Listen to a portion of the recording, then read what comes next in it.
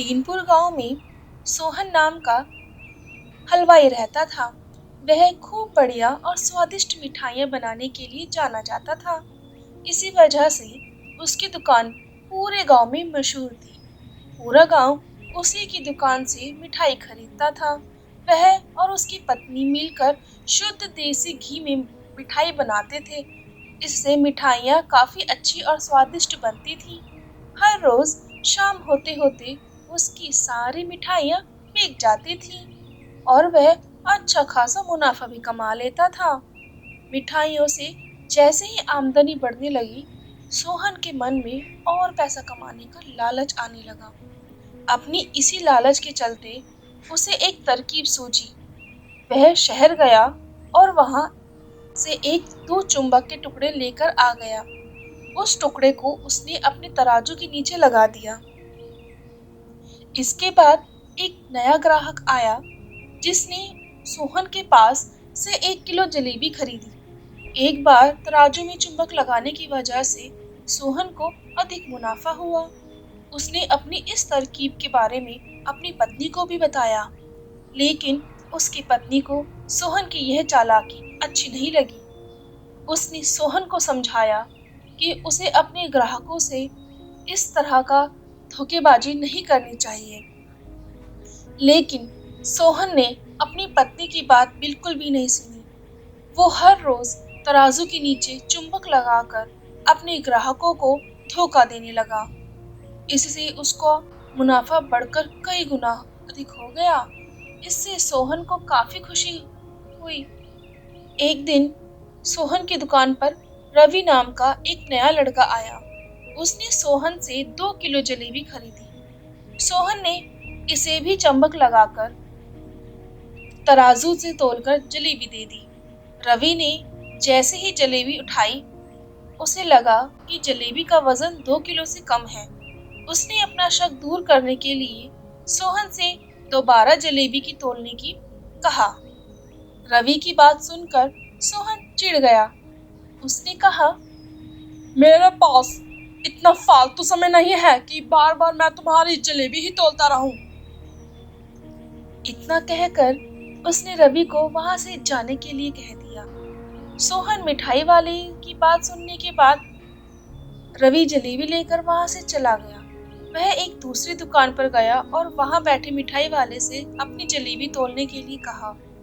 जब दूसरे दुकानदार ने जलेबी तोली तो जलेबी सिर्फ 1.5 किलो ही निकली। अब उसका शक यकीन में बदल गया था। उसे पता चल गया कि सोहन मिठाई वाले की तराजू में कुछ गड़बड़ है।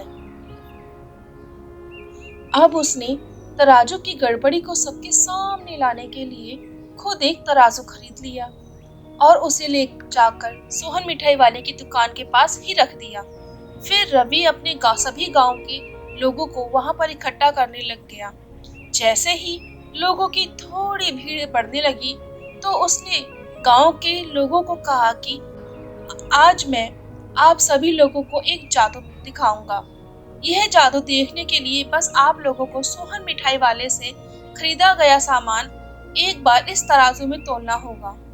तब आप लोग देखेंगे कि कैसे सोहन मिठाई वाले की तराजू में तोली गई मिठाइयाँ इस दूसरे तराजू में अपने आप ही कम हो जाती हैं। कुछ देर बाद एक दो लोग मिठाई लेकर रवि के पास पहुंचे तो उसने ऐसा करके भी दिखाया। इसके बाद सोहन की दुकान से जिसने भी मिठाई खरीदी थी, सभी ने रवि के तराजू में तोलकर देखा तो सबकी मिठाइयाँ 250 ग्राम से लेकर आधा किलो तक कम निकली। यह सब देखकर लोगों को काफी हैरानी हुई। अपनी दुकान के पास ही यह सब होता देख सोहन मिठाई वाला रवि से झगड़ा करने लगा। उसने लोगों को बताया कि रवि यह सब नाटक कर रहा है अपनी बात को सही साबित करने के लिए। रवि सीधे ही सोहन मिठाई वाले का एक तराजू लेकर आया और तराजू में लगा चुंबक निकालकर सबको दिखाने लगा। यह देखकर गांव वालों को बहुत गुस्सा आया। सबने मिलकर उस लालची मिठाई वाले को खूब मारा। अब उस लालची मिठाई वाले को अपने लालच और उसके कारण की कई गलत हरकतों पर पछतावा हो रहा है। उसने अपने गांव के सभी लोगों से माफी मांगी और वादा भी किया कि भविष्य में वे ऐसे कोई भी जालसाजी नहीं करेगा।